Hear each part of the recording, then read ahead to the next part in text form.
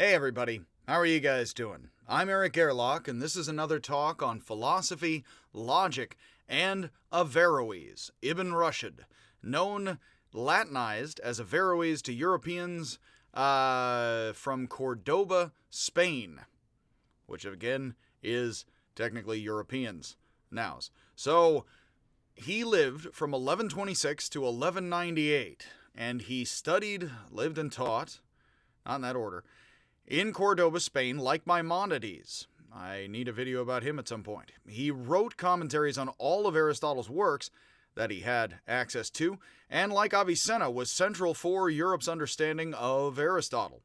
Against the Sufi mystic Al-Ghazali's book, The Incoherence of the Philosophers, Averroes wrote The Incoherence of the Incoherence, arguing against skepticism for the pursuit of universal knowledge in a very Aristotelian vein.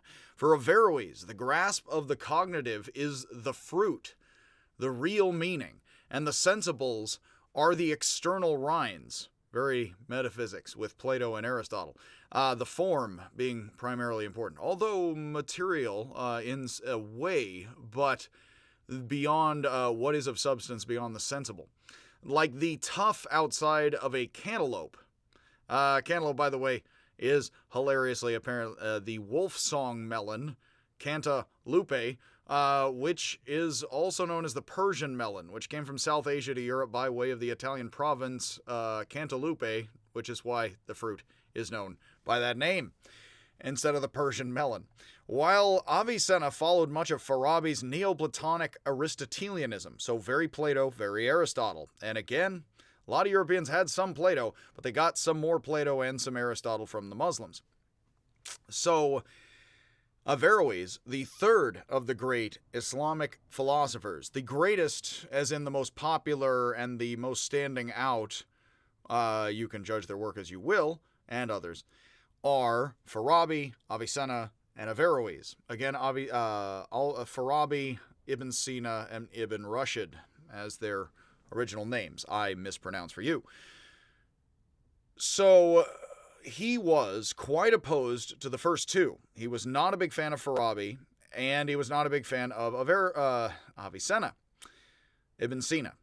Even though Farabi and Avicenna, Ibn Sina, brought a lot of Plato and Aristotle to a lot of Islamic folks and philosophers. He was particularly opposed to Farabi and Avicenna's rather Mutazilite, the hardcore rationalists of Islam, their idea that God is absolutely necessary. That's very Descartes. Well, we can't imagine a more perfect being, therefore it must rationally exist. And that is similar to Descartes' argument. The Mutazilites argued God is perfect reason, therefore we live in a very rational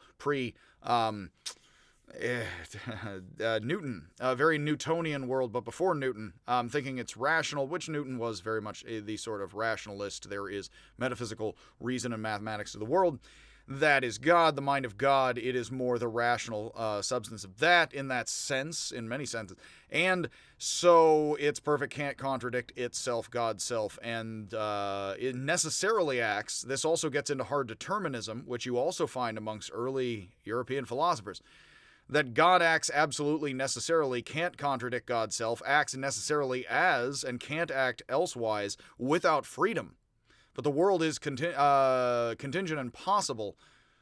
And that is very much that a very rationalist approach to what it's very kind of deist, kind of rationalist in later eras in Europe. And the whole volume of this culture, again, with technology, similar forms of life, is flowing through the world and through on to Europe.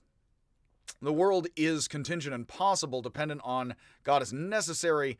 And so you have chaos down here, but you have pure necessity and reason up above, which is like having watery elements of the body, like for Plato down below, and then you have more pure light and elements up above. You can see my many talks on Greek philosophy about how many philosophers leading up to Plato then have Plato stacking totem poles out of the elements of the world, the body, a la Timaeus the Pythagorean, and Plato's Timaeus. But all of that is actually central to all of this, but I'm leaving a lot of that out because you can watch all of that, and this is leading on the way to more modern rationalist philosophy and logic. So Averroes, against this Mutazilite idea that God is absolute necessity and reason, argued that the world, as some Islamic theologians do argue, much like Calvinist Christians, said that God is free to act as God pleases, but the world is absolutely deterministic. So flips it, and you find these different positions across. It isn't that one position is the Christian or the Islamic position. You find counter positions amongst philosophers, great thinkers, and they counteract and interact and oppose each other. So you can really find freedom of thought amongst some, to some degree, similarly, in world cultures. I do believe you can argue, and is evidence of that. I do believe in standing up for Islamic culture and saying, no, they have, as not a member, and saying they have culture and philosophy and art, of course. So Averroes, again, is saying, well, no, I'm going to flip that on its head, and you find similar debates in Europe, because similar forms of life and being impacted by these guys. Remember, Avicenna and Averroes are the two most influential Islamic thinkers on early and then continuing Europe, and Averroes, this guy, is the most important in Europe and goes on to be as the more source of Aristotle and Aristotelian thinking, as Newton is going to quickly outdo much of Aristotle's physics, actually, and other previous theories and physics and models, etc. theories. So Averroes is saying this world down here, and that's actually, in a similar way, actually very Cartesian. I have a bit about how Avicenna is very similar to Descartes with the deceiving demon. Averroes is actually similarly Cartesian here, where he actually says, now, God's freedom and the soul is freedom. This is very much, Descartes seems to identify freedom not with chaos down below, but a positive freedom with the freedom of the soul of the Christian to act and have freedom of act and thus be able to choose and thus be in something like that. That the world is absolutely deterministic, but more God is the freedom. And then actually it's debatable how free the human being or soul is, of course. And in fact, you do find, some have said, and I have with friends and others talked this out, friends who are Muslims, not necessarily practicing, but culturally, that there is definitely strain of rationalism and determinism in, not materialism, I almost said in materialism, determinism in Islamic thought. Think of algebra and think of the flowering of the sciences in the years up to and then continuing through onto Europe. And you can think about how determinism and that the world is mathematical and like a clock is incredibly powerful. Clocks, by the way, having come over with automata somewhat from Chinese technologies through the Islamic world and then onward to Europe with dancing clock people and It's a Small World, etc., as I always like to joke.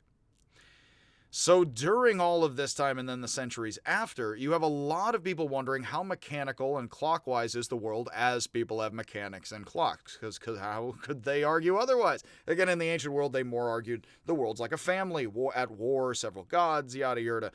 Well, now the world is more or less clock-like, and we're trying to figure that out. So while you have other thinkers saying that, well, the mechanics is up above, and that's very Plato, and that is very Aristotle, the determinism is up above, Averroes seems to say, no, it's the world, and this is much more like, I would say, like Descartes. The world is actually the clock down here in the determinism and the hard. So actually, the freedom comes upward from above. It very much makes chaotic freedom bad and switches around, of course, and makes positive freedom above, and actually the determinism is more kind of the hindrance and the rinds of the sensible and what have you. Which is interesting. And again, this does not iron out all the problems of that. I just love these sorts of backs and forths in philosophy. Of course, these become major important points of these philosophers, and they counterpose each other. And they need not work that out entirely in their system, and then that leads to, or doesn't, the work of others. So, for Averroes, God knows and causes everything to happen before it happens, such that if something happens in the future, as Muslims say, it will happen inshallah, which is another point of contact of Islamic culture with something like determinism in the hands of the all. That if God wills it, it never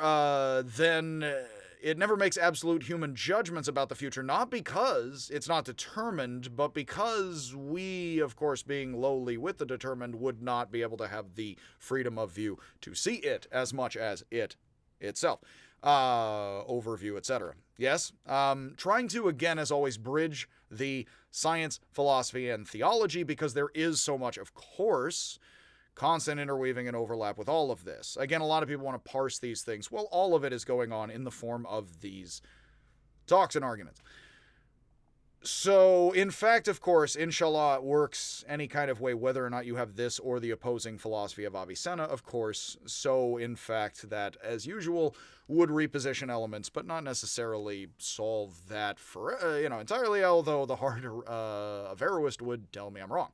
So, Averroes rejects Avicenna's faculty of estimation in animals, in fact, saying sensation and imagination in animals is all that is needed. At least that makes him consider them more sentient and conscious than Descartes. I'll leave that to Descartes.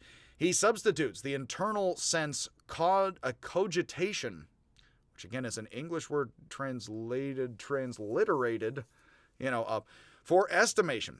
And he denies the distinction between the two types of imagination, giving him 4. For Avicenna, imagination can grasp objects that are non-existent, but estimation grabs invisible intentions that do exist and are particular things, not universal types, such as the sheep feeling that wolf is angry over there, not that anger is generally in wolves overall. So that he is parsing out more of the Avicenna. Please see Avicenna and the Wolf beforehand, because I will not rehash all of that here, but that is his complement to all of that. And of course, he's reading Avicenna and trying to talk and argue against and beyond. Averroes argues that colors and forms exist in a nobler way in the soul than in the object. Now, this actually, I have to say, of course, I am of Wittgensteinian opinions somewhat opposed to this, because it's not really that reality is all inside your head, is a very Wittgensteinian point. But Averroes says colors and forms exist in the pure imagination, kind of in a nobler way, purer way, than in the object itself. Red itself in the mind is purer than red in the object. That's not inarguable.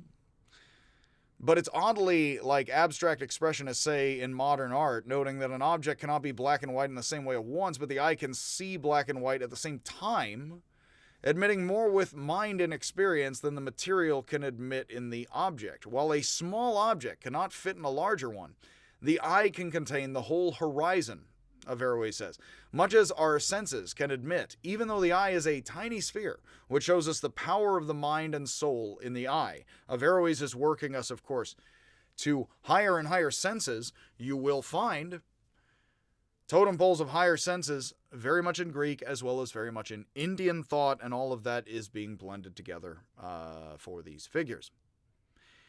And again, you have Muslims like Christian Europeans soaking up a lot of polytheistic thought from the Greeks and the Indians and Chinese and others, and turning it into monotheistic and monistic cultures. And then that is what descends then into, not good or bad descent, but what is then upstream, and then we are of all of this in the modern world. So many scholars did not like the formalities of studying logic, such as Ibn al-Salah, who died, a lot of these are just death dates, I note, in 1245, who argued that no one needs Aristotelian logic, as God gave everyone common sense, which is clearly more useful. That is a hilariously Wittgensteinian answer. Why do I study logic in particular? Which was a looser theory than formal, even highly more algebraic logic today, which I'm constantly critical of.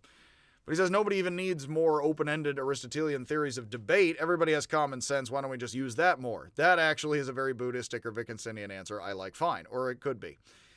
The juror, professional juror, some of these folks are professional jurors in that there's 3 of them. They rotate. They sit on committees that judge case by case who stole whose chickens, what's happening. The juror, Ibn Tamiya, I do not know how to pronounce these double Ys. I have to look that up. Tamiya, I hope, who died 1328. And I did adjust those dates, by the way. Of course, those are our dates rather than the Arabic dates adjusted to the birth of, I believe, the birth of Muhammad. I have to get that right.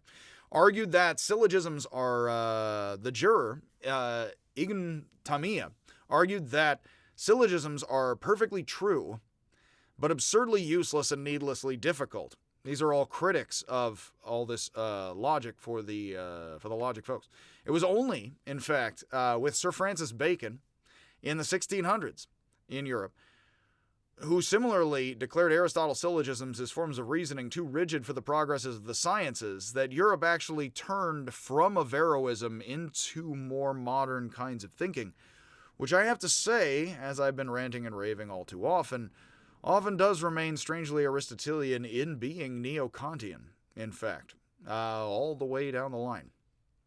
Anyhow, that is, hopefully, food for thought, the fruit, and thus the rinds, and so we discard, not with Islamic thought, but with this and my particular talk. So, hopefully you enjoyed that. That is a short talk on all of the major of Islamic philosophers of the big three, and then I hope I will have time over the summer to do some more talks on Al-Ghazali and others. So, hopefully, please see my other videos. Please ask me kind questions in the comments. And I will, as always, see you in my mind's eye imagination and one of the, if possibly not the, source of reason. I will see you if I ever do manage to see you.